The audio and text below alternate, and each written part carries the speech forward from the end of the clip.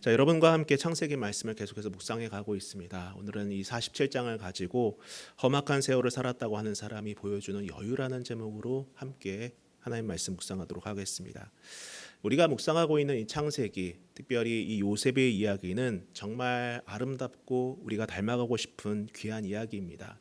아마 함께 이렇게 묵상해 가는 여러분 모두가 내가 이런 삶을 살고 싶다, 이렇게 인정받는 삶을 살고 싶다, 이러한 믿음을 보이고 싶다라는 생각을 다 한 번쯤은 해보셨을 것 같습니다. 요셉은 먼저 꿈의 사람이면서 동시에 믿음의 사람이었어요. 여기서 꿈의 사람이라는 것은 그가 꿈을 맹신했기 때문이 아닙니다. 결코 요셉은 꿈을 맹신하지 않았어요. 그는 한 번도 자신이 예전에 꾸었던 꿈들을 붙들며 살지 않았습니다. 오히려 그는 그 꿈을 붙든 것이 아니라 그 꿈을 주신 하나님을 신뢰하였고, 그 하나님을 향한 신뢰와 믿음을 갖고 자신에게 주어진 삶에 임했던 것입니다. 이 모습은 오늘 우리 믿음의 사람들이 어떻게 현실을 마주해야 하는지를 아주 잘 조명해 주고 있습니다. 또 어떤 자세로 임해야 하는지를 정말 잘 가르쳐 주고 있다는 거예요. 그가 순탄하지 않은 환경에서도 매사에 신실하고 성실할 수 있었던 이유는 요셉은 언제나 하나님을 향한 신뢰가 있었고 그분을 향한 믿음을 저버리는 일 따위는 하지 않았기 때문입니다. 누가 보든 보지 않든 간에 그는 항상 믿음의 양심, 신앙의 양심을 지키려고 했습니다. 죄의 유혹에서 과감히 도망쳤고 자신에게 도움을 청하는 이들을 향해서 비록 본인이 상황이 여의치 않다고 하더라도 거절하지 않았던 것을 보았습니다. 그리고 요셉은 상처가 없는 사람이었어요. 그 마음에 상처가 없었습니다. 여기서 상처가 없었다는 것은 그가 아픔과 상처를 느끼지 못할 정도로 무감각한 사람이었다라는 말이 아닙니다. 여러분, 성경에는 이렇게 표현하고 있지는 않지만은 그도 역시 두려움을 느꼈을 것입니다. 고통스러워했을 거예요. 그리고 억울함과 무력감을 느낄 때도 분명 존재했을 것입니다. 우리와 똑같은 사람이기 때문에 당연합니다. 분명 그는 너무도 상처를 많이 받을 수밖에 없는 환경에 있었어요. 누가 보더라도 저쯤 되면은 그 마음이 정말 상처투성이겠구나라는 생각을 가질 법한 환경에 그는 늘 있었습니다.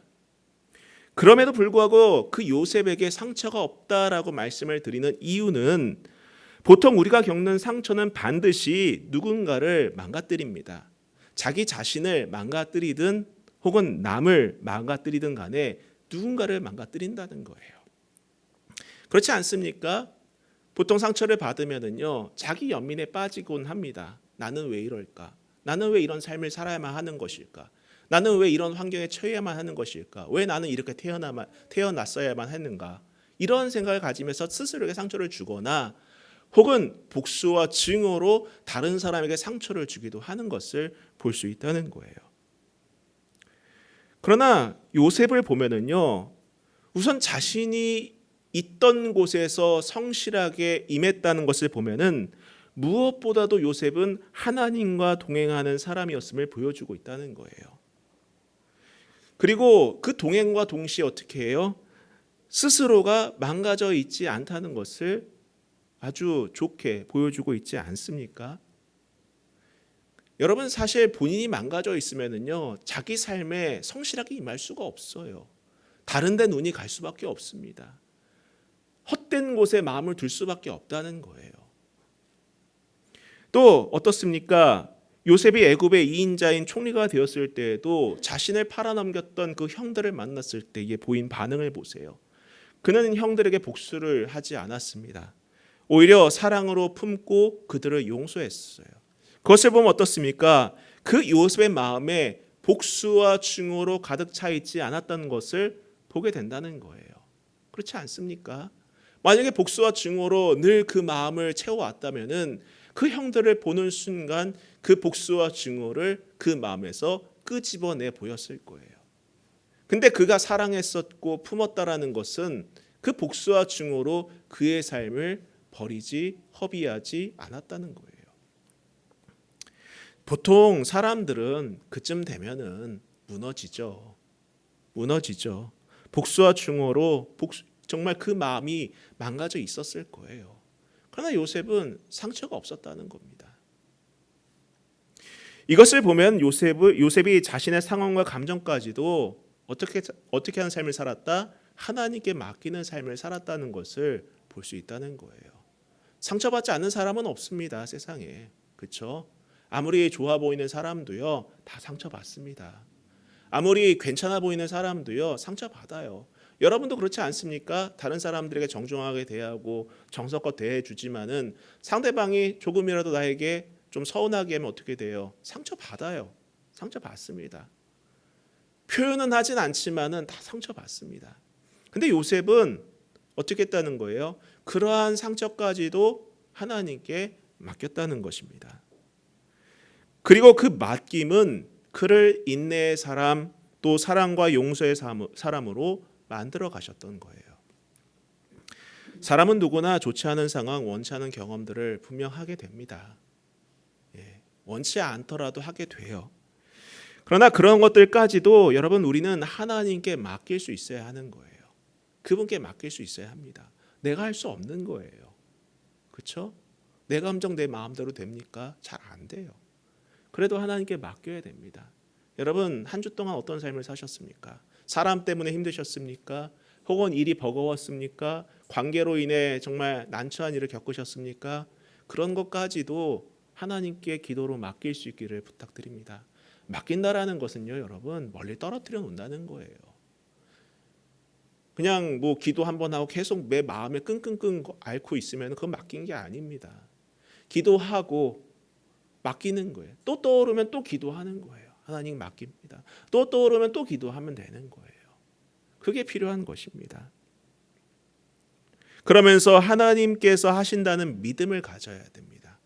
여러분, 이런 믿음이 우리에게 있기를 바랍니다. 여러분, 하나님이 하신다. 해보세요. 하나님이 하신다. 내 아픔을 하나님께서 아신다. 내 문제를 하나님께서 아신다.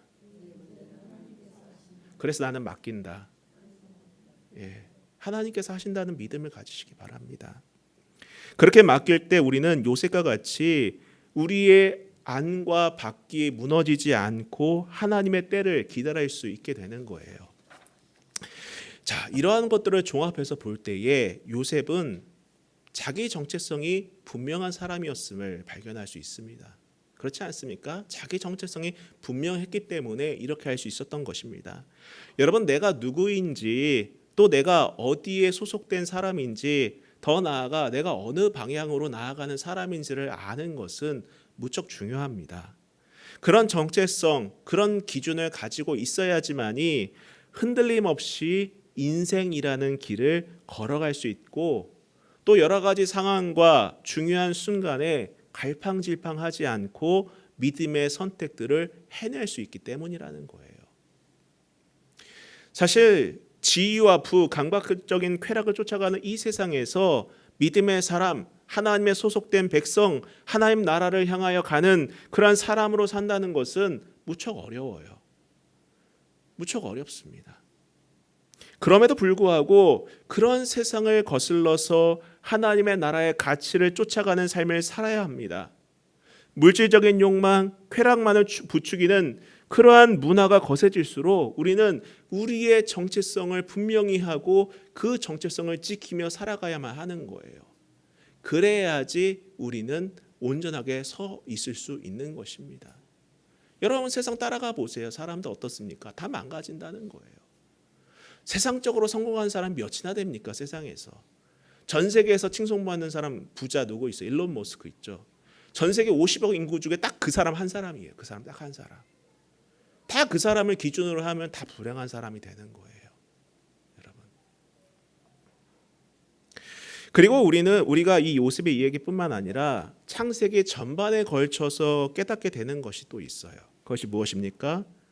그것은 바로 하나님은 우리를 향한 그분의 약속을 반드시 지키시는 분이라는 거예요. 이를 위해 하나님은 그 사람을 건져내셔서 그 약속을 성취하시기도 하시고, 때로는 준비가 되어지지 않는 사람은 만들어서라도 그 약속을 이루어 가시는 것을 볼 수 있습니다. 요셉과 야곱이 대표적이지 않습니까? 요셉은 어땠습니까? 그 감옥에서 총리로 하나님께서 건져내셔서 하나님께서 쓰신다는 거예요. 야곱은 어떻습니까? 그 자기 중심적인 그 사람을 이름까지 바꿔줘 가면서 이스라엘이라는 이름을 주어 가면서까지 만들어서 쓰시는 것을 보게 된다는 거예요. 이처럼 하나님은요, 약속을 지키시는 분입니다. 우리가 어떠한 상황에 있든지 간에 그분은 우리를 건져내시기도 하시고 우리를 만들어 가시기도 하면서 그분의 약속을 지키시고 우리를 그 땅에 서게 하시는 분이심을 믿으시기 바랍니다. 이제 하나님은 그분의 약속을 지키시기 위해 야곱의 온 가족을 애굽 땅에 내려가게 하십니다. 야곱이 애굽에 간 것은 비단 요셉과의 상봉만이 목적은 아니었던 거예요. 잃어버렸던 아들을 되찾았다, 이것이 아닙니다. 바로 큰 민족을 이루시겠다는 그 약속을 지키시기 위해서 하나님께서 그들을 애굽 땅으로 이주하게 하셨던 것입니다. 자, 우리 한번 말씀 한번 보도록 하겠습니다. 1절부터 보겠습니다. 요셉이 바로에게 가서 고하여 이르되 내 아버지와 내 형들과 그들의 양과 소와 모든 소유가 가나안 땅에서 와서 고센 땅에 있게 있나이다 하고, 자, 요셉은 가족들이 거주할 땅으로 고센 땅을 말합니다. 이는 즉흥적으로 말한 것이 아니에요. 그냥 떠올라서 준비되어 있지 않다가 고센 땅이 좋겠네, 거기 비어 있네, 거기 가서 삽시다, 이렇게 말한 것이 아닙니다. 이미 요셉은요, 예전부터 야곱과 그의 가족들이 고센 땅에서 살기를 원했어요. 제가 그에 대한 증거로 창세기를 한번 45장을 보시기 바랍니다.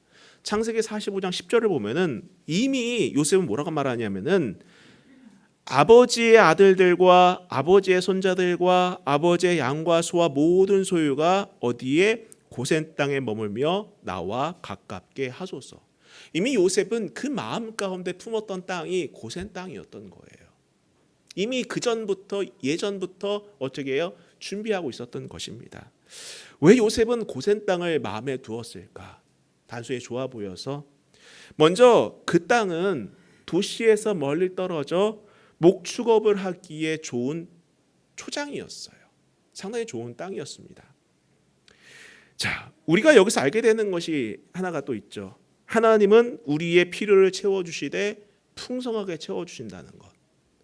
하나님은 우리의 필요를 외면하는 분이 아니십니다. 풍성하게 채워주시는 분이에요. 우리가 그걸 모를 뿐이라는 것입니다. 마태복음 6장 31절에 예수님께서 이렇게 말씀하십니다. 그러므로 염려하여 이르기를 무엇을 먹을까, 무엇을 마실까, 무엇을 입을까 하지 말라. 이는 다 이방인들이 구하는 것이라. 너희 하늘 아버지께서 너희에게 이 모든 것들이 있어야 할 줄을 아시느니라. 여기서 이방인들이라는 것은 하나님을 모르는 사람들을 말하는 거예요. 하나님 밖에 있는 사람들을 말하는 것입니다. 그러면서 뭐라고 말씀하십니까? 그런즉 너희는 누구의? 믿음 안에 있는 너희는, 하나님 믿는 너희들은 먼저 그의 나라와 그의 일을 구하라. 그리하면 이 모든 것들을 너희에게 어떻게 하신다? 더하시겠다는 거예요. 더하시겠다는 것입니다.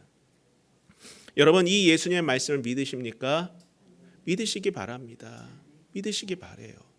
하나님은 우리의 필요를 채워주십니다. 풍성하게 채워주세요. 그런데 비단 야곱의 가족들이 목축업을 하기 때문에 그것만을 위해서 결정한 것은 아닙니다. 오늘 말씀에 앞서서 요셉은 가족들이 고센 땅에 살게 하기 위해서 바로의 허락이 필요한데 그것을 위해 사전에 어떻게 말해야 할지를 미리 입을 맞추는 그런 모습을 보여줍니다. 그 대목이 있는데 우리가 오늘 읽지 않았지만은 창세기 46장 33절부터 한번 보시기 바랍니다. 보시면은요, 바로가 당신들을 불러서 너희의 직업이 무엇이냐 묻거든 당신들은 이르기를 주의 종들은 어렸을 때부터 지금까지 목축하는 자들이온데 우리와 우리 선조가 다 그러하나이다 하소서. 애굽 사람은 다 목축을 가증히 여기나니 당신들이 고센 땅에 살게 되리이다. 왜 이렇게 말하는 것일까요? 왜 이렇게 말하는 것일까요? 물론 요셉은 거짓말하는 것이 아닙니다. 잘못된 정보를 그들에게 흘려준 것도 아니에요. 그들은 정직하게 말했습니다. 정직하게 말한 거예요. 있는 그대로를 말한 겁니다. 그들은 목축업을 하는 사람들이었어요. 근데 여러분, 일단 고센 땅의 위치를 보시면은요, 도시에서 무척 거리가 떨어진 땅이었어요. 그러면서 굳이 표현한 것이 무엇입니까? 애굽 사람들은 다 목축을 가증히 여기나니라는 표현을 덧붙여요. 이 표현을 왜 사용한 것일까요? 바로 애굽 사람들과 야곱의 가족들을 구별짓게 하여서 자연스럽게 야곱의 가족들이 격리된 장소에서 살게 하기 위한 목적이 이 안에 담겨져 있었던 것입니다. 당시 애굽은요, 거대한 나라였습니다. 엄청난 힘을 가졌던 나라였어요. 반면 야곱의 가족들은 소수였습니다. 소수였어요. 그러니 도시에서 살다 보면은 자연스럽게 섞일 수밖에 없습니다. 문화적으로 섞일 것이고 인종적으로도 시간이 흐르면은 섞일 수밖에 없을 거예요. 그러다 보면은 약속의 백성으로서의 그 고유한 신앙과 정체성을 분명 잃어버리게 되었을 것입니다. 여러분, 우리도 마찬가지예요. 비록 세상에 살고 있다고 하지만 세상 문화에 동화되지 않고 믿음의 정체성을 지켜나가야 하는 것입니다. 그래야 된다라는 거예요. 그래야 된다라는 것입니다. 제가 예전에 청년 사역을 할 때 가장 많이 받은 질문 중에 하나가 무엇이었냐? 음주 문화였던 거예요. 음주 문화. 목사님, 왜 우리는 술을 마시면 안 돼요? 이걸 질문을 많이 받았어요. 저는 항상 얘기하면 먹고 싶으면 먹어. 그러나 라고 말을 합니다. 그러나 너가 그것으로 인하여서 누군가가 하나님의 이름을 모욕하거나 교회를 모욕하거나 누군가가 그것 때문에 실족한다면은 과연 그것이 하나님 보시기에 옳은 행동들일까? 먹어도 되지만 또 먹지 않아도 되지만은 먹는 것과 먹지 않는 것의 그 기준은 하나님을 위해서다. 주를 위해서다. 그것이 우리의 정체성이다라는 얘기를 종종 해줬습니다. 여러분, 우리가 이 땅의 삶을 살아가면서 내가 누구인지, 내가 어디에 소속되어 있는지, 또 더 나아가 어디를 향해 나아가고 있는지를 분명히 한다는 것은 그만큼 중요한 거예요. 여러분, 우리는 비록 세상에 살고 있지만은 세상 문화에 동화되지 않고 믿음의 정체성을 지켜나가야만 합니다. 이를 위해 여러분, 아이들에게 말씀을 가르치세요. 교회에 맡기지 마세요. 교회에 맡기지 마세요. 저도 이제 서울에서 부교육자로 사역하다 보면은요, 보통 큰 교회 시스템은 그렇지 않습니까? 같이 교회 오면은 자녀는 유초동부에 보내고, 청소년들은 청소년부에 보내고, 청년들은 청년부에 보내갖고 섞이질 않아요. 아무 그런 것이 없습니다. 근데 그들이 그렇게 성장해서 잘 가느냐라고 하면은요, 물론 잘 가는 경우도 있지만 그렇지 않은 경우도 있다는 거예요. 제가 제일 많이 들었던 것 중에 하나가 뭐냐면은 얘가 청소년부 때까지는 잘 다녔는데 대학 가더니 안 다녀요. 이런 얘기를 정말 많이 들었어요. 왜 그럴까요? 무엇이 문제겠습니까? 정말 필요한 것은 자녀들이 부모가 어떻게 예배하는 모습을 봐야 된다고 생각해요. 저는요. 어떻게 믿음 생활 해 나가는지를 봐야만 한다고 생각을 합니다. 그리고 가정에서부터 말씀을 가르쳐야 된다고 생각을 해요. 뭐 말씀을 가르친다고 해서 성경 딱 갖다 놓고서는 우리 한번 성경 한번 읽어보죠, 이런 얘기를 하는 것이 아니라, 여러분, 시시때때로 아이들은 질문을 합니다. 저도 질문을 받은 적이 있었어요. 한 아이가 아주 이제 아기 때, 유치원 다닐 때, 아빠 우리는 왜 예배를 해야 돼요? 왜 하나님 믿어야 돼요? 물어봐요. 그럼 제가 뭐라고 답을 해야겠어요? 한참 생각했습니다. 뭐 애가 뭐 5살짜리 애가 뭐 설명을 한다고, 신학적인 설명한다고 뭐 알아듣습니까? 그때 어떻게 해야 됩니까? 하나님께서 우리를 창조하셔서, 그냥 한마디 했습니다. 그랬더니 아이가 하고 그냥 이해하고 넘어가는 거예요. 항상 우리가 준비되어 있고 아이들에게 말씀을 가르치고 하나님을 가르쳐주고 우리의 구원자이신 예수 그리스도를 가르치는 것이 필요하다는 것입니다. 더 나아가 우리도 그러한 삶을 살도록 노력해야겠죠. 여러분, 아이들은요, 그런 모습을 보며 자라가고 있습니다. 우리가 예배자로 바로 섰을 때 우리의 아이들도 예배자로 서게 되는 것이고, 우리의 가문이 야곱의 가문과 같이 복받는 가문이 되는 것입니다. 저는 저희 가정뿐만 아니라 여러분의 가정, 우리 성도들 가정 한 가정이 믿음의 가문, 정말 덕망 있는 가문, 높임받는 가문이 다 되기를 주님의 이름으로 축복합니다. 또한 고센 땅은요, 여러분, 야곱이 떠나온 땅, 또 하나님이 주신 가나안 땅과 비교적 가까운 땅이었어요. 가까운 땅이었습니다. 그렇습니다, 여러분. 애굽은 영원한 거처가 아니에요. 아무리 그것이 좋더라도, 그곳이 풍족하더라도 영원한 거처가 아니었던 것입니다. 언젠가는 떠나야 할 곳이었기 때문에 떠나기 유리한 그 변방 곳에는 더할 나위 없이 좋은 입지였던 것이에요. 그래서 요셉은 그 모든 것을 고려하고 고센 땅을 선정했던 것입니다. 여러분, 우리가 거하는 이 세상도 영원하지 않아요. 영원하지 않습니다. 우리는 언젠가는 돌아가야 할 본향이 있어요. 우리는 그것을 늘 생각하고 늘 마음에 품고 살아가야만 하는 것입니다. 자, 계속해서 볼게요. 2절부터 보면은 그의 형들 중 5명을 택하여 바로에게 보이니 바로가 요셉의 형들에게 묻되 너희 생업이 무엇이냐?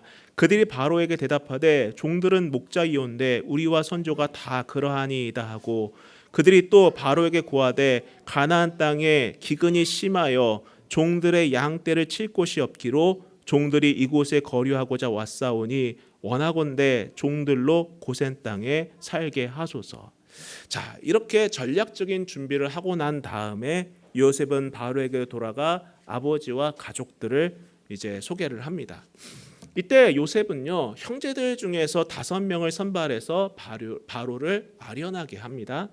근데 어떤 기준으로 이 5명을 뽑았고 왜 하필 5명이었는지는 학자들 사이에서 의견이 분분해요. 어떤 사람은 당시 5은 이집트에서 완전수다. 마치 오늘날 우리가 7이라는 걸 좋아하는 것처럼 그 당시 이집트에서는 다 5가 완전한 수였다 이렇게 말하는 분도 계시고, 또 어떤 사람은 가족 전부가 만날 필요가 없어서 일부만 아련하는 것이다라고 주장하는 분들도 계십니다. 근데 여러분, 이러한 것들은 중요한 것이 아니에요. 중요한 것이 아닙니다. 여기서 우리가 눈여겨볼 것은 바로 자신들이 왜 애굽에 왔는지를 밝히는 부분이에요. 우리가는 그 부분에 집중해 볼 필요가 있습니다. 이들은 애굽에 온 목적을 뭐라고 말합니까? 거류하기 위해서 왔다라고 말을 합니다. 거류하기 위해서. 즉 이들은 애굽에 거주하기 위해서 온 것이 아니라 즉 잠시 머물다가 돌아갈 사람이라고 분명하게 밝혀주고 있는 거예요. 이는 물론 바로를 안심시키는 대목이기도 하지만 이 말은 이 말은 곧 무슨 말을 말하는 것입니까? 자신들의 정체성을 분명하게 밝히는 대목이라고 볼 수도 있다는 거예요. 일부러 애굽 사람들이 혐오하는, 정말 싫어하는 자신들의 정체성을 분명하게 밝혀두는 대목이라고 보게 되죠. 여러분, 보통 사람들이 처음 누군가를 만나면 어떻게 합니까? 자신의 좋은 모습을 보여주려고 해요. 그렇죠? 남녀가 처음 소개로 만났을 때 어떻게 합니까? 자신의 치부를 감춥니다. 자신의 부끄러움을 다 감춰요. 가장 좋은 모습을 보여주려고 합니다. 남녀가 만났을 때뿐입니까? 누군가를 만날 때도 마찬가지일 것 같아요. 더 나아가 만약에 내가 어떤 기업의 회장을 만났다고 가정을 해봅시다. 그럼 내가 그 사람에게 다가섰을 때 어떻게 반응하겠어요? 가장 좋은 모습, 나의 뛰어난 모습, 나의 아름다운 모습을 보여주려고 어떻게 해서든지 애를 쓰겠죠? 그러나 여기서 어떤 얘기를 합니까? 그 상대방이 가장 싫어하는 것을 말합니다. 가장 좋아하지 않는 부분을 말을 해주고 있다는 거예요. 여러분, 신앙이라는 건 이런 거예요. 이런 겁니다. 적당히 타협하고 좋은 게 좋은 거라고 생각하는 것이 아니라 본인의 정체성을 당당하게 밝힐 수 있는 것이 바로 신앙인입니다. 또 예전에 청년부 할 때에도 그런 얘기도 많이 들었어요. 목사님, 저는요 회식 가는 게 너무 힘들어요 얘기를 해요. 회식 가는 게 너무 힘들어요. 가서 그냥 웃고 있는 것도 힘들지만은 무엇보다도 아까도 얘기했던 음주 문화 때문에 너무 힘들다는 거예요. 자기가 이게 술잔이 앞에 나와 있는데 안 받을 수가 없고 그게 너무 힘들다는 얘기를 하더라고요. 그래서 오죽하면 기도 제목 물어볼 때에 회식 좀 안 하게 해주세요. 이 기도 제목을 냈던 자매가 아직도 기억이 납니다. 근데 여러분, 그러한 순간 제가 그런 얘기를 했습니다. 너의 정체성을 분명하게 밝혀라. 아니, 목사 싫어할 텐데. 아니야, 싫어해도 괜찮아. 본인의 얘기에 대해서 분명하게 밝히는 게 좋다고 나는 생각해. 얘기를 해줬습니다. 여러분, 우리가 누구인지 어떤 사람인지를 드러낸다라는 것은 무척 중요해요. 내가 누군가에 피해를 주는 건 아니잖아요. 그렇죠? 피해를 주는 것도 아니에요. 하지만 상대방이 나로 하여금 내가 누구인지 어떤 사람인지를 분명하게 밝혀주고 저는 그리스도인입니다. 저는 교회 안에서 믿음으로 사는 사람입니다. 라는 것을 밝히는 것은 정말 중요하다고 봅니다. 이와 마찬가지로 여러분, 이들은 자신들의 정체성을 당당하게 밝힌 거예요. 비록 그들이 싫어하는 목축업을 하고 있다 하더라도 그것에 대해서 부끄러워하지 않았습니다. 우리는 목축업을 하는 사람들입니다. 그것에 대해서 당당하게 밝힌 것입니다. 결국 바로의 입장에서나 야곱의 가족들의 입장에서나 이들이 고센 땅에 격리되는 것이 서로를 위해 최상의 결정이었던 것이죠. 도시 밖에 사는 유목민 가족들이 애굽의 국정 운영에 영향을 줄리는 만무하고 또 한편 고센 땅은 이스라엘에게도 자신들이 민족의 정체성을 유지할 수 있게 만드는 최적의 장소였던 거예요. 그들은 애굽의 문화적 종교적 영향을 피할 수는 없었지만은 자신들의 정체성을 당당히 밝히는 것으로 어떻게 합니까? 당시 애굽 사람들이 혐오하는 격리된 약속의 땅, 그 목축 땅에서 어떻게 해요? 자신들의 전통과 그 신앙을 유지하며 살 수 있게 된 것입니다. 이게 믿음의 지혜인 거예요. 이런 지혜가 우리에게도 있기를 축원합니다. 자, 계속해서 볼게요. 7절부터 보도록 하겠습니다. 요셉이 자기 아버지 야곱을 인도하여 바로 앞에 서게 하니 야곱이 바로에게 축복하매 바로가 야곱에게 묻되 내 나이가 얼마냐? 야곱이 바로에게 아뢰되 내 나그네 길의 세월이 130년이니이다. 내 나이가 얼마 못 되니 우리 조상의 나그네 길의 연조에 미치지 못하나 험악한 세월을 보내었나이다 하고 야곱이 바로에게 축복하고 그 앞에서 나오니라. 자, 이 말씀에서 우리는 놀라운 표현들을 좀 보게 됩니다. 가장 먼저 야곱은 바로를 축복을 했다라는 거예요. 바로를 축복했다는 것입니다. 그냥도 아닙니다. 여러분, 야곱은 대제국의 왕이죠. 대제국의 왕이었던 바로에게 들어갈 때 축복을 하고 나올 때도 축복을 합니다. 지금 이것은 뭐예요? 이 만남의 주도권이 누구에게 있다라는 것입니까? 바로에게 있는 것이 아니라 야곱에게 있다는 거예요. 대단하지 않습니까? 대단하지 않나요? 아무리 봐도 대제국의 왕과 일개 가문의 아버지의 만남으로만 보여지진 않습니다. 그렇죠? 여러분, 우리가 지역구 국회의원만 만나도 아이고 황성함 이렇게 하지 않습니까? 예? 아이고 좀 얻을 게 없나 해갖고 이렇게 악수하고 그러지 않습니까? 그러면서 사람들을 자랑하잖아요. 나 누구 아무개 만났다고. 그게 우리예요.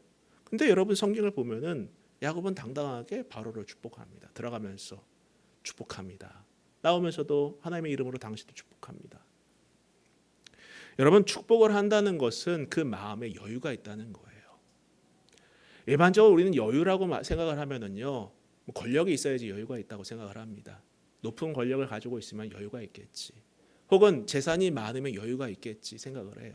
그러나 그런 여유는요, 오래가지 못합니다. 그것은 여유가 아니에요. 교만입니다. 교만. 여유가 아니에요. 여러분, 어떻게 여유가 있을 수 있을까요? 복의 근원이 하나님임을 알고 있고 믿고 있었기 때문입니다. 저는 하나님 때문만이라도 여러분에게 이러한 여유가 있기를 원합니다.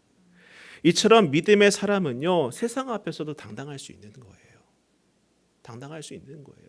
상대방의 직업이 뭔지, 재산이 얼마나 많이, 이게 중요한 게 아니라 그러한 당당함이 여기에 있는 것입니다. 부와 권력 앞에서도 여유가 있게 되는 거예요. 여러분, 돈에 끌려다니는 사람은요, 높은 자리에 올라가도요, 돈에 끌려다니기 마련입니다. 권력에 끌려다니는 사람은요, 아무리 높은 자리에 서도요, 또 권력에 끌려다니기 마련이라는 거예요. 여유가 없어요. 여유가 없습니다. 국회의원 됐다고 돈 안 좋아하지 않잖아요. 보면은요, 투기하고 투자하고 이런 거 보이지 않습니까? 얼마나 안타까워요. 여유 있는 사람이라 보이지 않잖아요. 저는 우리 믿음의 사람들이 이러한 여유가 있기를 원합니다. 상대방이 어떻든 간에 담대함을 갖고 믿음을 갖고 복의 근원이신 하나님을 알고 그 믿음 가운데 서면서 그러한 여유를 가질 수 있기를 원합니다.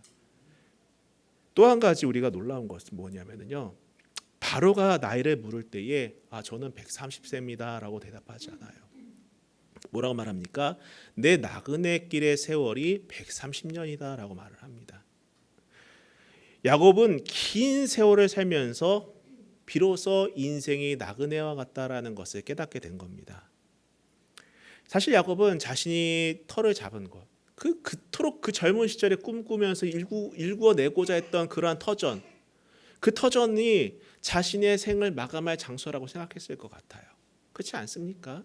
그가 그 터전을 만들기 위해서 얼마나 발버둥을 쳤습니까?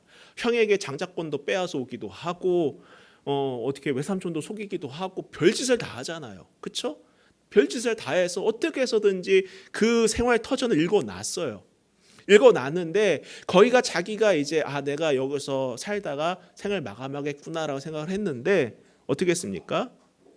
요셉이 살아있는 것과 또 하나님께서 어떻게 예비하시고 그를 사용하는지를 알게 되므로 자신이 겪어왔던 이러한 삶들이 떠올랐을 것 같아요. 언제 자기가 이렇게 애굽에 와서 요셉을 만날지 상상이나 했겠습니까?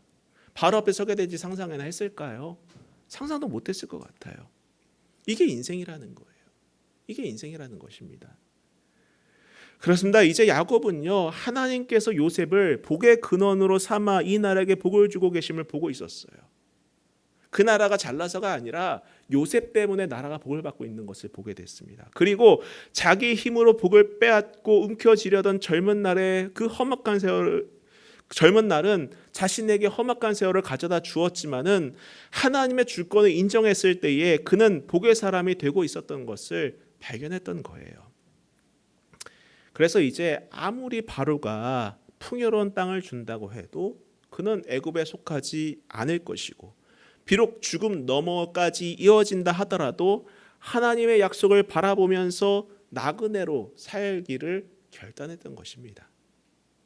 어떻게 보면은 비록 야곱이 자신의 인생을 나그네 길 혹은 험한 세월이라고 말은 하지만은 그런 나그네 길 험한 세월을 살아내며 다른 사람을, 그것도 그 시대의 최고의 권력자인 왕을 축복할 수 있었던 여유를 가지게 된 근거는 무엇이다? 바로 그가 하나님 안에 있었기 때문이다라는 거예요. 하나님 안에 있었기 때문에. 다시 말씀드리지만은 하나님 안에 있는 사람은 여유가 있습니다. 그분의 약속을 신뢰하기 때문에 여유가 있다는 거예요. 조바심을 내지 않습니다. 마음에 여유가 있다는 거예요. 그런 그분의 복이 나를 통해 흐르고 있다는 확신이 있기 때문이라는 것입니다. 정리하겠습니다. 여러분, 우리도 나그네와 같습니다. 그래요, 우리도 험악한 세월을 살아가고 있어요. 그래요, 우리의 삶은 내 계획대로 흘러가지 않습니다. 내 생각대로 흘러가지만은 않아요. 그렇기 때문에 우리는 우리의 인생 속에서 하나님을 인정해야 하는 것입니다. 그분의 섭리를 신뢰해야만 하는 거예요. 그분께 맡겨야만 하는 이유가 바로 여기에 있는 것입니다. 야곱은 비록 자신의 삶을 나그네라고 말하고 험악한 세월이라고 표현은 했지만은 그 마음 안에는 여유가 있었던 거예요. 왜? 하나님을 믿었기 때문에, 그분의 섭리를 신뢰하였기 때문에. 여러분, 비록 우리가 나그네와 같은 삶을 살고 하루하루 험악한 세월을 살아가고 있지만은 저와 여러분에게도 다시 부탁드리지만은 이러한 믿음의 여유가 넘치기를 축원합니다. 조바심 내지 않기를 축원합니다. 이 여유 속에서 다른 사람을 축복하고 세상을 향해 하나님을 선언할 수 있는 저와 여러분이 되기를 다시 한번 축원합니다. 우리 같이 찬양하고 기도하도록 하겠습니다.